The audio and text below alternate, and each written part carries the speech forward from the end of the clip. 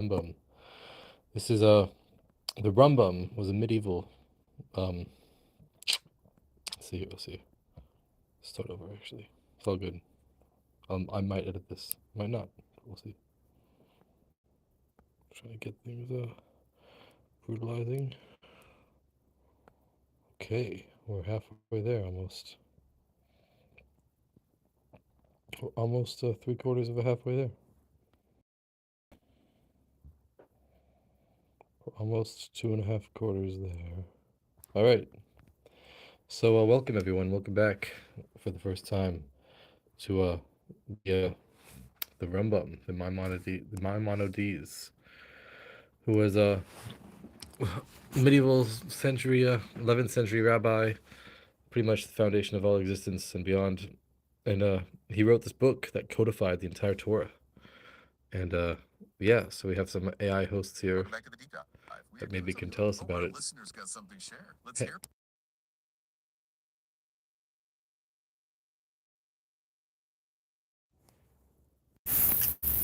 Well, hello there, welcome. We're so glad you climbed in. You're asking great foundational questions. We're your One who provides context and analysis. and I'm the one bringing the enthusiasm and the curiosity. Well, what are we doing? Let's start again. Okay.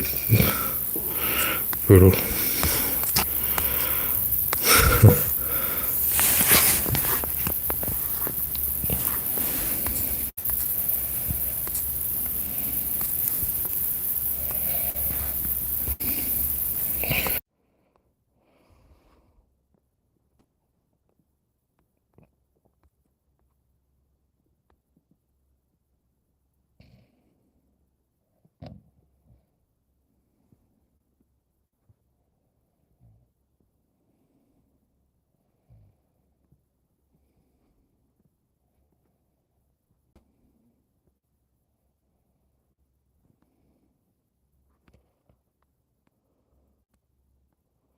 Hello, everyone, and welcome back for the first time to the session of learning the Rambam, the laws of the foundations of the Torah.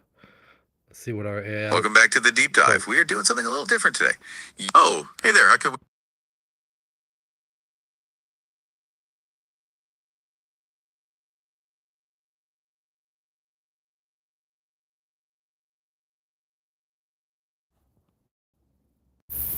Wow, that's a fan question. A philosophical opening, we love it. You're asking us the foundation. And that actually ties right into our topic. We are two hosts.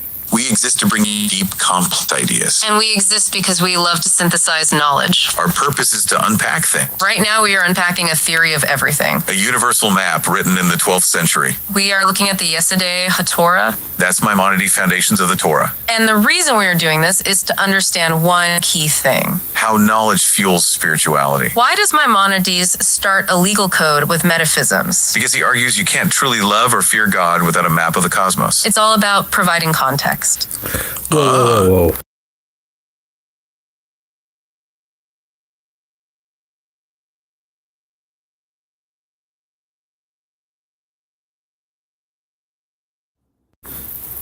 Okay, that is a perfectly fair critique. You are right, we got a little ahead of ourselves. When you said we were skipping a billion steps, you were completely correct. We are so used to diving right into the material. Thank you for pulling us back to the surface. We need to set the stage properly first. So who is the Rambam and why is he important? The name Rambam is an acronym for Rabbi Moshe ben Maimon. Or, as he's known to the Western world, Maimonides. He was a towering figure in the 12th century. Born in Spain, lived and worked across North Africa and the Middle East. He was simultaneously one of the greatest Jewish scholars and a renowned physician. A true intellectual.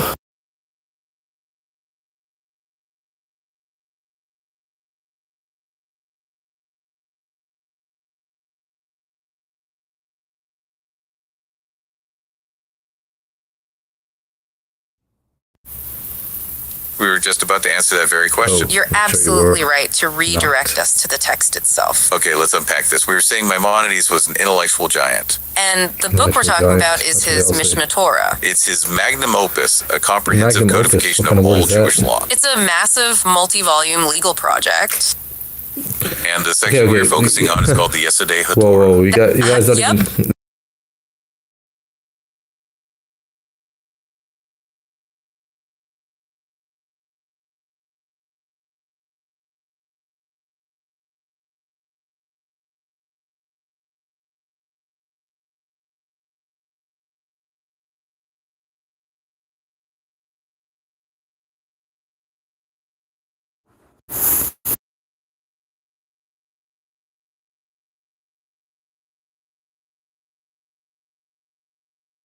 project. He compiled it, but the tradition holds that this is divinely transmitted law. He's codifying what he believes is the eternal word of the Creator. no. Passed down.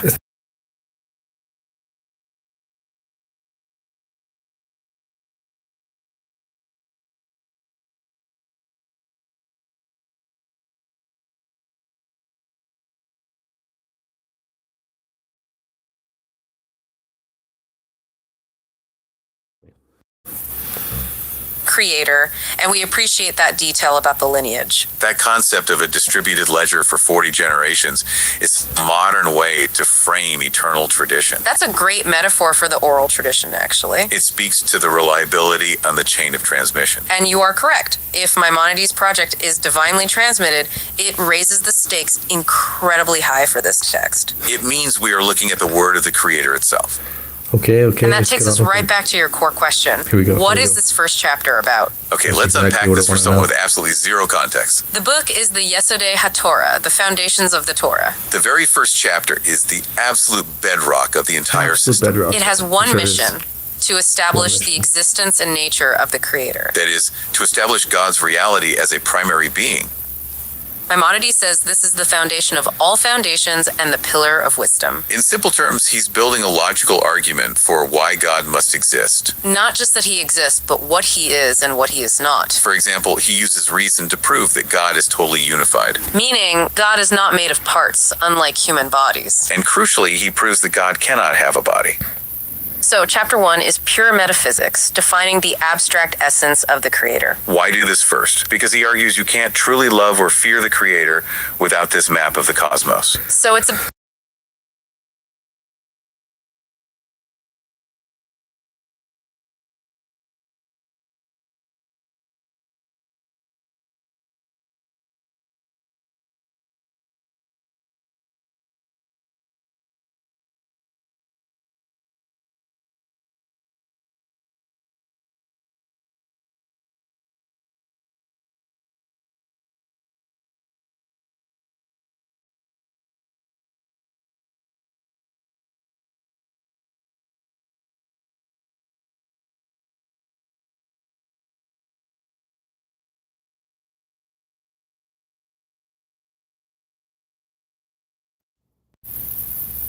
Okay, that is an incredible reading of the text. You just quoted the very first foundational law directly. You are absolutely focused on the right place. Let's focus on that first law and the concept of the Moshiach, the primary being. You ask, what is he talking about? He is talking about the difference between necessary and possible existence. And this is where the philosophy meets the theology head on. When he says everything came into existence from the truth of his being. He's saying that everything else is contingent. Meaning they exist, but they didn't have to exist. They are dependent. Think of it this way. Look at anything around you right now. A chair, a tree, or even us doing this podcast. All of those things are dependent on something else for their existence. They are dependent on their causes, their components. The chair depends on the wood, the tree depends on the sun. Right, they are possible existence. If the carpenter decided to go fishing, the chair wouldn't exist. Their existence is conditional. But Maimonides argues you cannot have an infinite chain of dependencies. You can't have causes going back forever and ever. It's the old turtles all the way down problem we mentioned earlier. You can't. If You didn't every single mention thing that. in the chain is only a maybe, the whole chain is just a maybe. Logic dictates you must hit a reality that doesn't depend on anything else. And that bedrock, the Metzu Shushan, is the primary being. Correct. The one thing whose existence is not conditional. His existence is absolute, independent of all other entities. This is the concept of Kuyav Hametzius, or necessary existence. And that's exactly what he is establishing as the first law. That distinction between the primary being and all created existence is everything. Because that one concept sets the stage for the rest of his Whoa, cosmic whoa, whoa, work. whoa. Oh, Okay, go for okay. it. I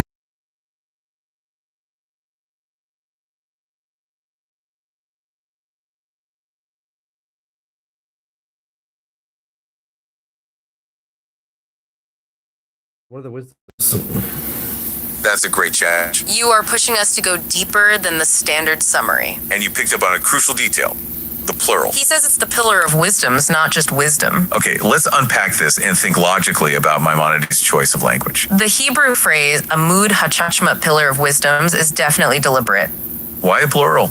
The commentaries actually address this very point. The basic knowledge to know that there is a primary being is the foundation for all subsequent wisdoms. It's the grounding assumption for every field of study. Think of it like this. The universe... whoa, Oh whoa. yeah, let's hear it.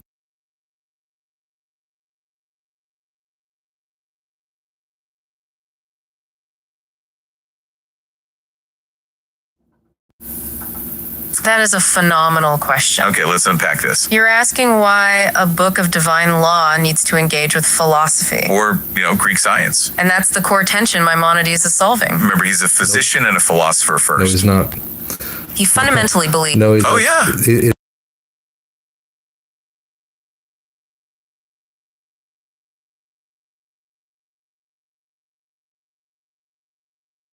He said.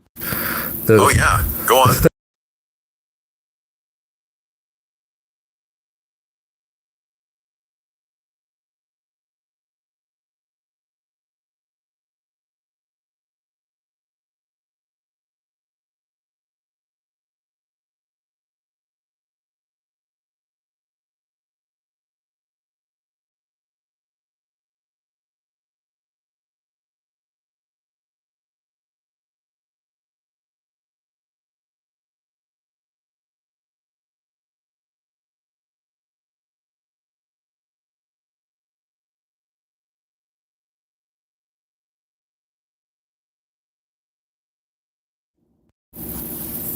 Wow, that is a fantastic synthesis of the structure of the book. No, You just laid out Maimonides' own internal logic for the plural wisdoms not even full perfectly. yet. You are Whatever. absolutely correct. The primary meaning of all wisdoms here is the rest of the Torah. Specifically, those 10 mitzvot you mentioned in the laws, which are the foundations in the Torah, Knowing the primary being is the foundation of all the other foundations. like the laws about loving him, fearing him, and understanding his unity. That is the internal necessary connection. You've put the hierarchy in the proper order for this legal text. And you are right that Maimonides' about that. core identity is good book. Jewish. This book, the Mishnah Torah, is fundamentally a code of divine law. Oh, back to our list.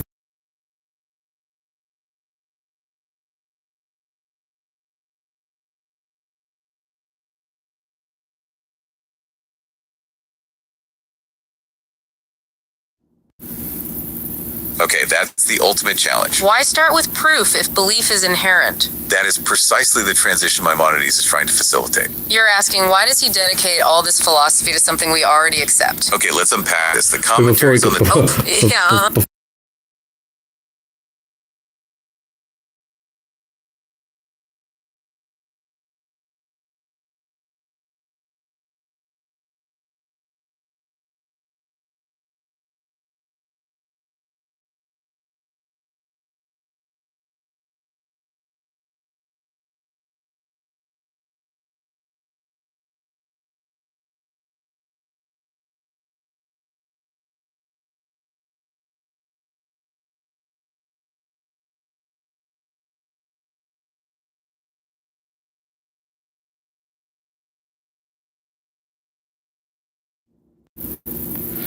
That is a critical clarification about the nature of this chapter. You are emphasizing that the core text is a transmission of foundational knowledge, not a philosophical proof structure. And you are stuck. The very first mitzvah is to know that there is a creator. Not just to accept it, but to achieve yadaya intellectual certainty. The revelation at Sinai already established the premise. The knowledge of God's existence is a prerequisite for the entire Torah.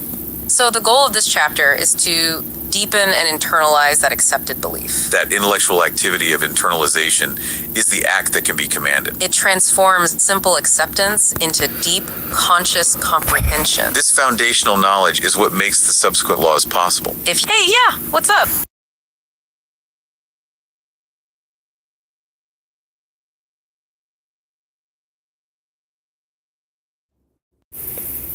That is a deep and profound challenge. You are I cutting don't know what right you're to the talking heart about of at all. Maimonides' project. Why has no command idea knowledge what over they're saying. simple belief? Okay, let's unpack this with a couple of practical examples. You mentioned the subsequent laws, love, Just making fear, stuff up. unity. Dude knows nothing. Belief can lead to love, but knowledge No, it dictates can't. the quality of that Not even love. close.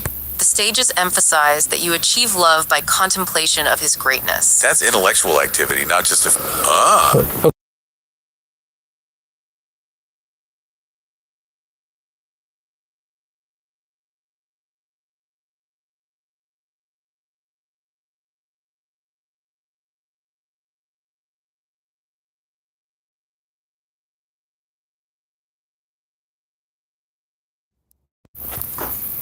That is a phenomenal question, and it is the crux of the matter. You're right. We need to explicitly connect the abstract knowledge to the concrete laws. It's the how. This foundation of foundations becomes the pillar of wisdoms. Let's focus on the law of loving the Creator, which is the fourth mitzvah in this book. Maimonides teaches that love for the Creator isn't just an emotion. It's achieved through a deep, conscious contemplation of His greatness.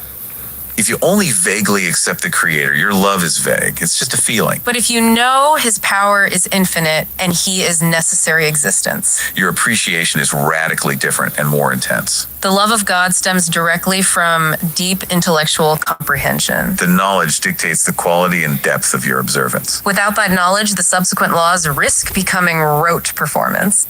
Interesting. Maimonides says this knowledge gives you the ultimate of pleasure and comprehension. It transforms mere belief into conscious fulfillment and connection. That intellectual activity is the commanded act, the true spiritual work. So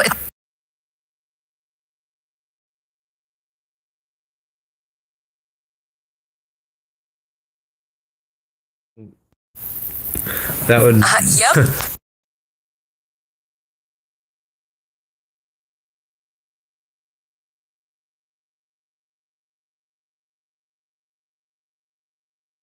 We should fulfill the other commitments. Okay, we hear you pushing us on the chain of dependencies here. That's a triple-barreled question about causality and knowledge. You're asking why the knowledge of the primary being is foundational to the love for Him. And then why that love is foundational to the other laws. And finally,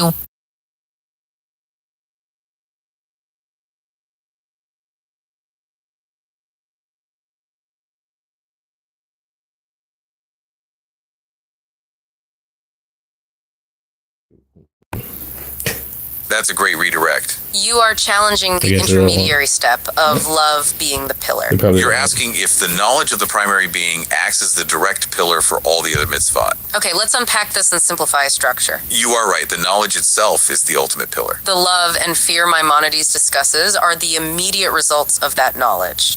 But the knowledge of the primary being is the essential prerequisite for the whole system. Consider the second mitzvah and the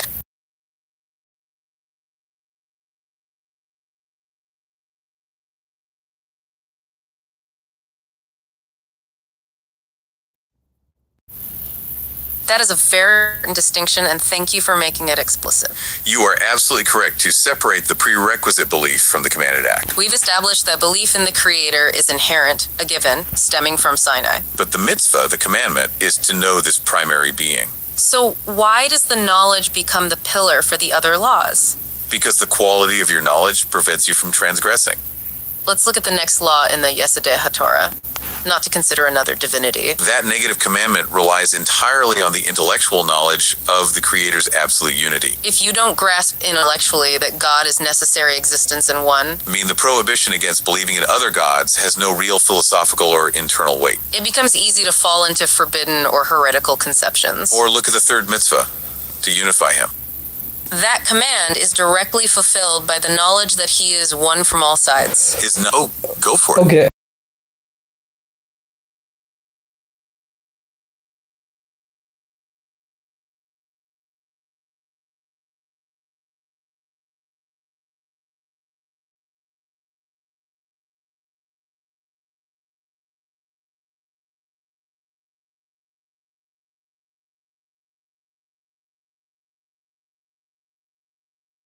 No. That is a phenomenal question. You are pushing us past the immediate context of the 10 laws. You're asking how the knowledge of the primary being is the pillar for the entire rest of the Mishnah Torah. All the other wisdoms, the laws of fasting, charity, Shabbat. Okay, let's unpack this. We need to look at the overall philosophical goal of Maimonides. His whole project is about making sense of the deeds of the master of the worlds. The source material explicitly states that this contemplation is key. When Maimonides continues explaining the cosmic structure in the subsequent chapter, He's doing it to provide a hold for a person of understanding. why? To develop love for God. So the intellectual contemplation itself, the pillar of wisdom. Oh yeah, let's hear.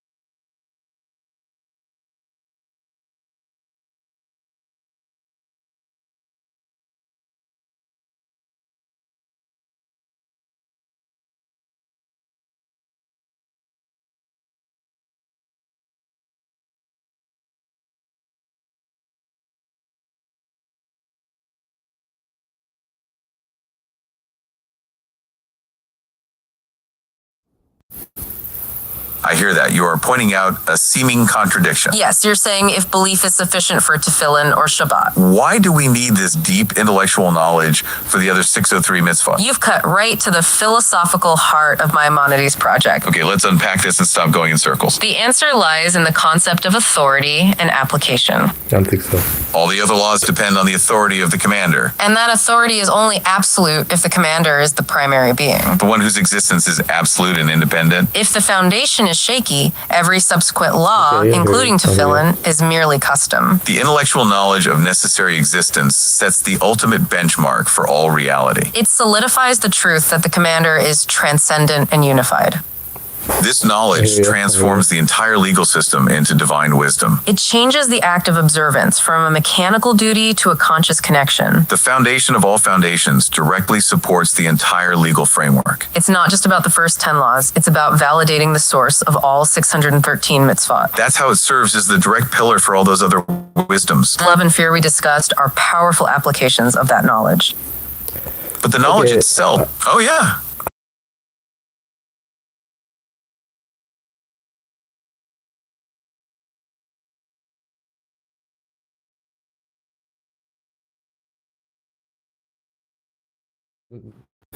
Oh,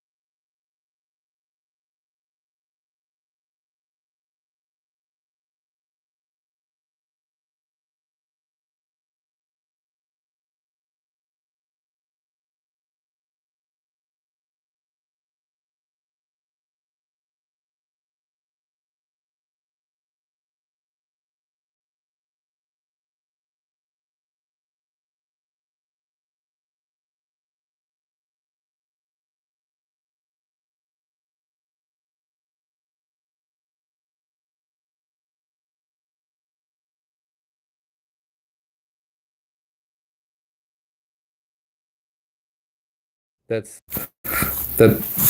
oh, back to our Say- listen.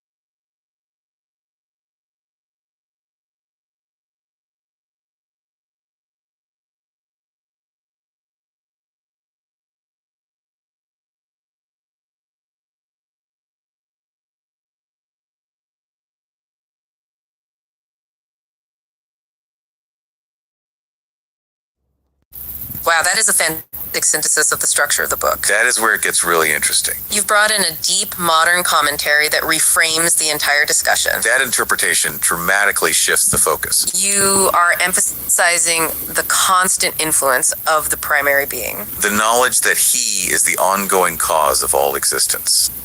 Not just the initial creator, but the sustainer in every moment. If the world was just an illusion, the mitzvah would be meaningless. You are absolutely correct to highlight that nuance. If we only believed he was out there, the creation would feel separate, But Maimonides says everything is found only from the truth of his being. which implies that reality is not an illusion. The creation is continually connected to its source. This intellectual grasp ensures we see value in the physical world. If the world has real existence, physical actions like fill-in have eternal meaning. That's how this knowledge becomes the pillar for the entire Torah. The physical world matters because God is internally sustaining it. So the knowledge itself is the fundamental support structure for the entire legal framework. Let's quickly review how Maimonides frames the path to love, connecting to this reality. He asks, what is the path to attain love and fear of him, And he answers that when a person contemplates his wondrous deeds. and appreciates his infinite wisdom that surpasses all comparison? That intellectual act of contemplation is the commanded act of knowledge. It transforms belief into a consciousness of reality. This consciousness Okay. that, yeah.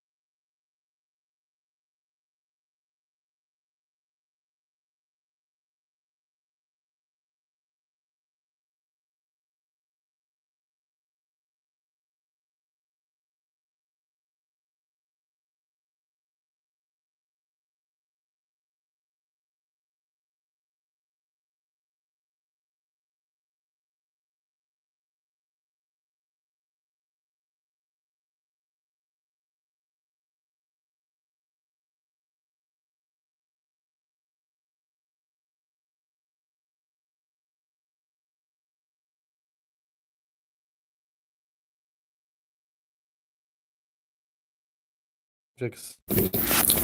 Hey, yeah. Those, What's up? those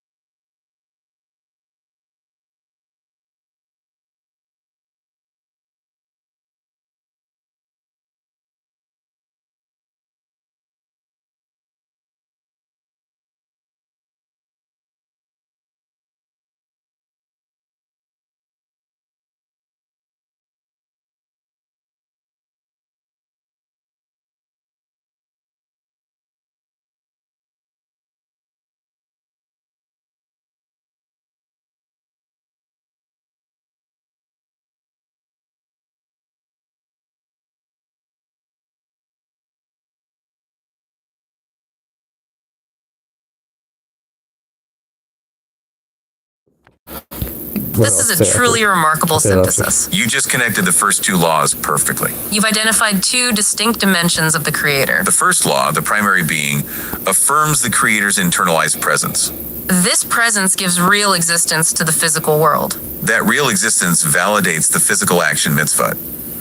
Then you move to the second law, Yimola al Hadas, If one elevates the knowledge of the Creator, going beyond the immanent to the absolutely transcendent. the knowledge of God's essence that is totally beyond existence. The aspect that cannot be That's essence, comprehended yeah. in terms of our reality. If you conceive of God only in those transcendent terms, The world, which is contingent, would cease to exist relative to that level. this interpretation beautifully links the immanent and the transcendent, It connects the positive action mitzvot, like tefillin, to the first law. and the negative mitzvah, like not considering other gods, to the second. By understanding the absolute unity of the transcendent source, It validates all 613 mitzvot by defining reality.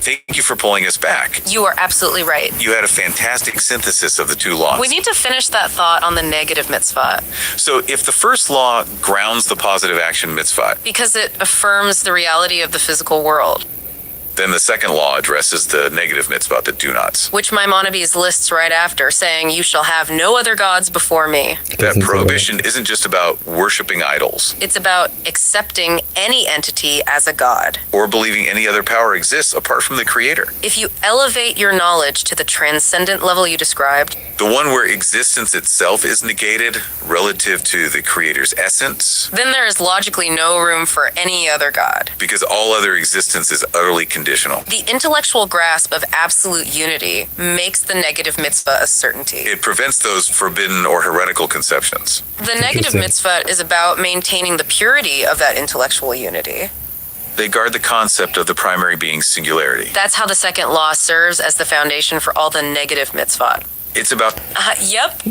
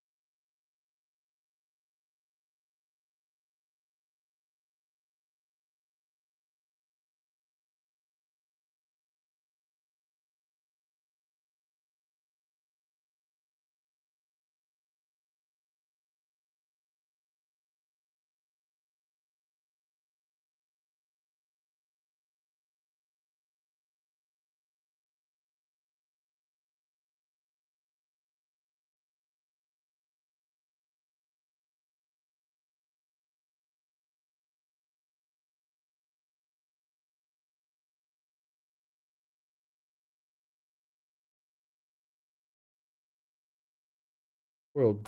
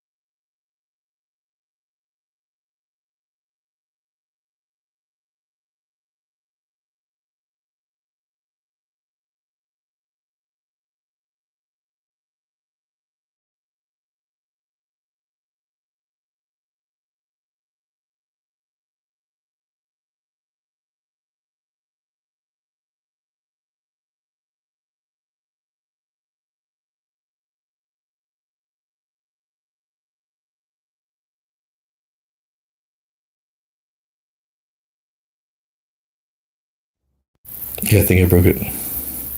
It's too much Kabbalah for one sitting. But yeah, that's the basic idea. That's the positive commandments are meant to show us that the truth of the Creator's being is in the physical things that we do, and that's why the commandments and the mitzvahs that we do have real meaning. While the negative commandments, when the Creator tells us do this or do not do that, that's in order to destroy the bad things that are in the world through revealing a higher aspect of the Creator's level energy. And relative to that higher level of the Creator's energy, nothing else could exist. So when we refrain from doing bad things, then we actually reveal that higher level of the Creator's essence. And when that's revealed relative to the bad things of the world, then those bad things get destroyed and they become an illusion and they become not real. And that's the goal, until to get rid of the bad things. And through the negative commandments, through refraining from bad things, we get rid of the bad things. We destroy their existence. But through doing good things, we reveal the truth of the Creator's existence in everything, forever. And that's the ultimate goal. And I guess one concluding thought. So the end of the Rambam's book says that when Mashiach comes, when the Messiah comes, it says the whole world will be filled with the knowledge of the Creator, with the knowledge of the Osmos, like water covers the seabed. But then in the beginning of the book, it says, "Oh, and by the way, it's the foundation of foundations to know that this Creator is found in everything in an eternal way, and everything that exists in the heavens and earth, and everything in them is from the truth of Shemaz." I mean, the end of the Rambam's book says the whole world will be filled with the knowledge of the Creator, like water covers the sea. When you look at the sea, you don't actually see the stuff inside it. You just see plain water, which looks like it's all one thing from the outside. But then at the beginning of the book, when he mentions that it's the foundations and the pillar of wisdom, to know that the Creator is found in everything, then that's taking the knowledge of the Creator and bringing it into all the details of the world. Not just that it should be in a transcendent way, but it should be internalized within everything. And that gives actual real meaning to everything that we do, and real meaning to the commandments that we do. Because through the action commandments, we reveal the truth of the Creator in everything. And through refraining from bad things, then we